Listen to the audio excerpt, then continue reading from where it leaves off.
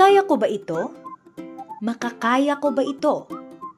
Ito ang kadalasang tanong kapag tayo ay may duda sa ating sarili na kung minsan ay hindi na natin gagawin dahil nawawalan na tayo ng pag-asa. Pero paano natin malalaman kung hindi susubukan? Ika nga, hindi lang sa lakas ng pangangatawan malalaman kung ikaw ba ay malakas, kundi pati na rin mentally and emotionally. Here are some tips on understanding your strength. Look at what you survived. Simulan mo sa kaunti.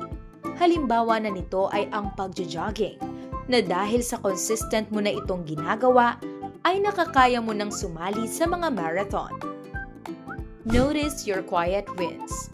Sa mundong maraming away, maraming gulo, maraming usapin, staying kind and choosing peace counts more than loud achievements. Stop measuring yourself by others. May iba't iba tayong daan na tinatahak.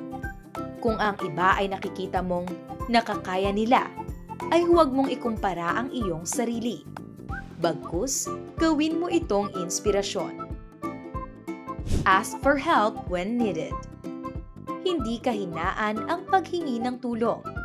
Strength grows when it's supported. You keep going. Kahit pagod at puyat, pero ikaw ay nagpapatuloy.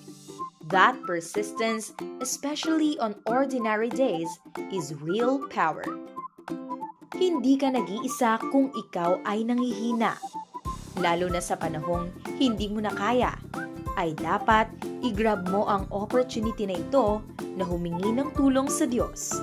Dahil ayon sa Filipos 4:13, lahat ng mga bagay ay aking magagawa doon sa nagpapalakas sa akin.